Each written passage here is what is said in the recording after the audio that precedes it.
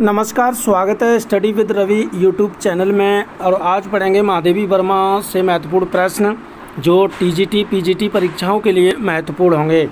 तो चैनल पर पहली बार आए हैं तो प्लीज़ चैनल को सब्सक्राइब कर लें और बेल आइकन ज़रूर दबा लें। तो चलिए शुरू करते हैं। आज का पहला प्रश्न है कि महादेवी वर्मा का जन्म कब हुआ, 1907 या 1908 ईस्वी में, या 1911 ईस्वी में, या फिर 1912 ईस्वी में।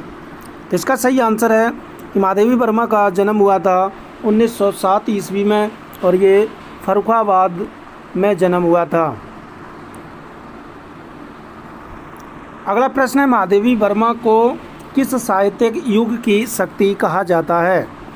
छायावाद, द्विवेदी युग, प्रगतिवाद या फिर प्रयोगवाद। तो इसका सही आंसर है कि महादेवी वर्मा को साहित्यिक युग की शक्ति कहा जाता है, तो वो कहा जाता है छायावाद युग की। अगला प्रश्न है, छायावाद के प्रसिद्ध कवि निराला ने महादेवी वर्मा को किस विशेषण से संबोधित किया है? छायावाद की शक्ति, हिंदी के विशाल मंदिर की सरस्वती, वेदना की कवयित्री, आधुनिक युग की मीरा। तो इसका सही आंसर है कि हिंदी की विशाल मंदिर की सरस्वती नाम से निराला जी ने संबोधित किया है। अगला प्रश्न है, महादेवी वर्मा को किस काव्य के लिए ज्ञानपीठ पुरस्कार मिला था? तो ये मिला था यामा काव्य के लिए। अगला प्रश्न है कि महादेवी वर्मा के काव्य यामा में संकलित रचनाएं प्रकाशन वर्ष के अनुसार सही क्रम किस विकल्प में है? तो इसका सही आंसर है पहले निहार, फिर रश्मि, फिर नीरजा, फिर सांध्य गीत। इसलिए इसका ऑप्शन नंबर डी सही हो जाएगा। अगला प्रश्न है कि महादेवी वर्मा को नीरजा काव्य के लिए कौन सा पुरस्कार मिला था? शेक्सपियर पुरस्कार, पहला सम्मान, शलाका सम्मान या फिर व्यास सम्मान।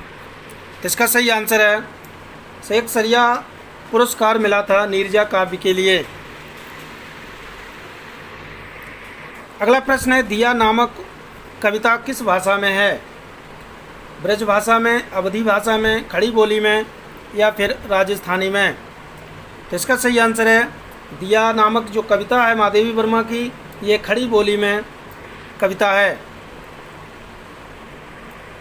अगला प्रश्न है कि महादेवी वर्मा के इस निबंध में भारतीय भाषा, संस्कृति, वाङ्मय की विस्तृत चर्चा की गई है।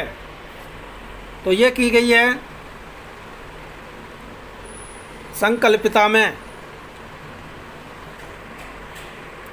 अगला प्रश्न है कि मैं नीर भरी दुख की बदली परिचय इतना इतिहास यही पंक्ति महादेवी वर्मा की किस कविता से ली गई हैं? ये महत्वपूर्ण पंक्ति है, तो ये ली गई है सांध्य गीत से। अगला प्रश्न है, किस संस्मरण में महादेवी वर्मा के समकालीन साहित्यकारों के संस्मरण संकलित हैं? तो ये इसका जो सही आंसर है वो है पथ के साथी। ये संस्करण है महादेवी वर्मा का। अगला प्रश्न है, रामा, विंदा, भक्तिन, आलोपी आदि से संबंधित संस्मरण महादेवी वर्मा की किस कृति में हैं? तो इसका सही आंसर है स्मृति की रेखाएं। अगला प्रश्न है, इनमें से महादेवी वर्मा का कौन सा काव्य है जो मरणोपरांत प्रकाशित हुआ है? अग्निरेखा, नीरजा, सांध्य गीत या फिर रश्मि। तो इसका सही आंसर है कि महादेवी वर्मा के मरणोपरांत अग्निरेखा प्रकाशित हुआ था। अगला प्रश्न कि महादेवी वर्मा को यामा काव्य के लिए ज्ञानपीठ के अलावा और कौन सा पुरस्कार मिला था? तो ये मिला था मंगला प्रसाद सम्मान। अगला प्रश्न है, किस पत्रिका का संपादन महादेवी वर्मा ने किया था? चांद पत्रिका का या फिर सारिका पत्रिका का या कल्पना पत्रिका का या फिर इंदु पत्रिका का?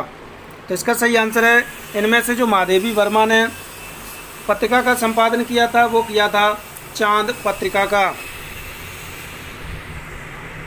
अगला प्रश्न है कि इनमें से कौन सा पुरस्कार महादेवी वर्मा को मृत्युपरांत मिला था? तो वो मिला था पद्म विभूषण सम्मान।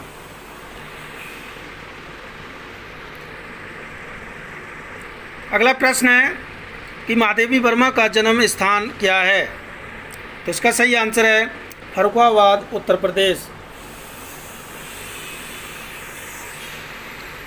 अगला प्रश्न है कि महादेवी वर्मा की प्रारंभिक शिक्षाएं हुई थी लखनऊ में, इंदौर में, फर्रुखाबाद में या फिर काशी में? तो इसका सही आंसर है कि महादेवी वर्मा की जो प्रारंभिक शिक्षा हुई वो हुई थी इंदौर में।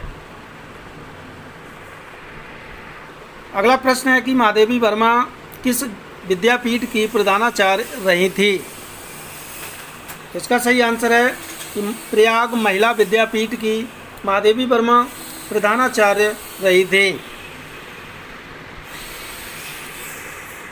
अगला प्रश्न है किस कवयित्री को आधुनिक युग की मीरा कहा जाता है? तो आधुनिक युग की मीरा कहा जाता है महादेवी वर्मा को।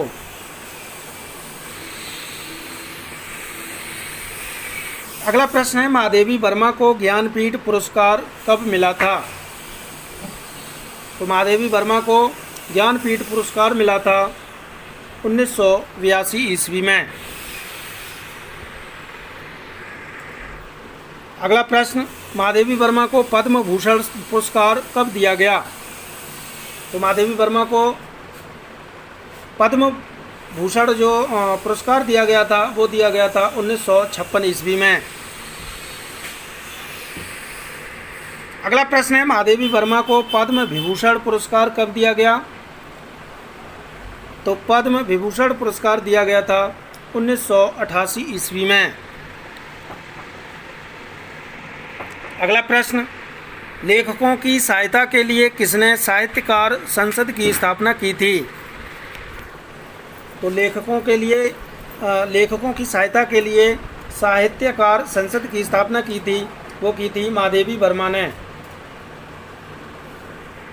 अगला प्रश्न है महादेवी वर्मा द्वारा रचित कविताएं कितनी मानी जाती हैं?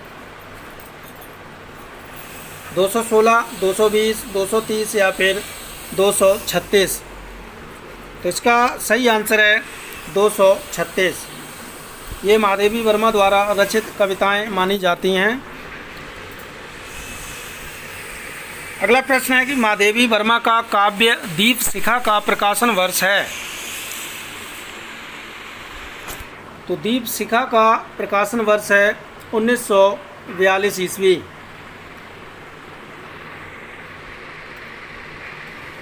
अगला प्रश्न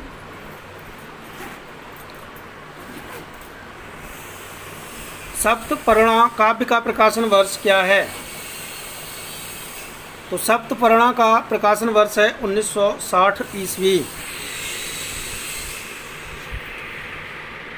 अगला प्रश्न है कि महादेवी वर्मा के संस्मरणात्मक रेखा चित्रों का प्रकाशन वर्ष के अनुसार सही अनुक्रम किस विकल्प में है? तो इसका सही आंसर है पहले जो संस्मरण रेखा चित्र है वो है अतीत के चलचित्र, दूसरे नंबर पे आएगा स्मृति की रेखाएं, फिर तीसरे नंबर पर पथ के साथी। अगला प्रश्न है इनमें से कौन सी पंक्ति महादेवी वर्मा की नहीं है? दुख सबको मांझता है, ये महादेवी वर्मा की पंक्ति नहीं है। तोड़ दो यह क्षितिज में भी दुख देखूं उस ओर क्या है, मेरे नाम की विशालता मेरे लिए दुर्वह है, तुमको पीड़ा में ढूंढा मैं ढूंढूंगी पीड़ा। तो ये तीनों पंक्तियां महादेवी वर्मा की हैं। दुख सबको मांझता है, ये महादेवी वर्मा की पंक्ति नहीं है। अगला प्रश्न है महादेवी वर्मा के प्रथम काव्य संकलन निहार की भूमिका किसने लिखी थी? तो इसका सही आंसर है हरिऔध ने।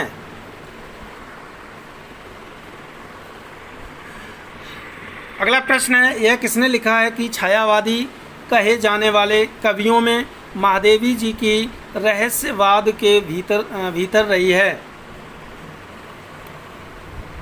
तो ये लिखा है आचार्य रामचंद्र शुक्ल ने। ये इम्पोर्टेंट पंक्ति है कि यह किसने लिखा है कि छायावादी कहे जाने वाले कवियों में महादेवी जी ही रहस्यवाद के भीतर रही हैं। ये कथन रामचंद्र शुक्ल का है। अगला प्रश्न है, यह किसने लिखा है कि यामा अंधकार है तो दीप शिखा प्रकाश की मध्यम लो? तो ये लिखा है डॉक्टर बच्चन सिंह ने, और ये बहुत महत्वपूर्ण कथन है।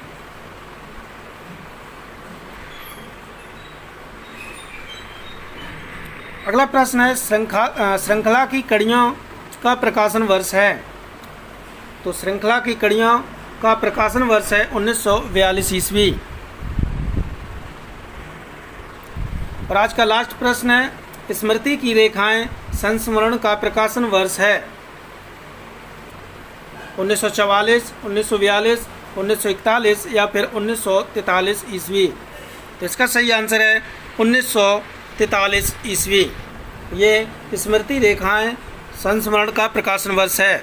तो ये थे महत्वपूर्ण महादेवी वर्मा से संबंधित प्रश्न अच्छे लगे हो तो प्लीज़ वीडियो को लाइक करें, शेयर करें और चैनल को सब्सक्राइब जरूर करें। Thank you.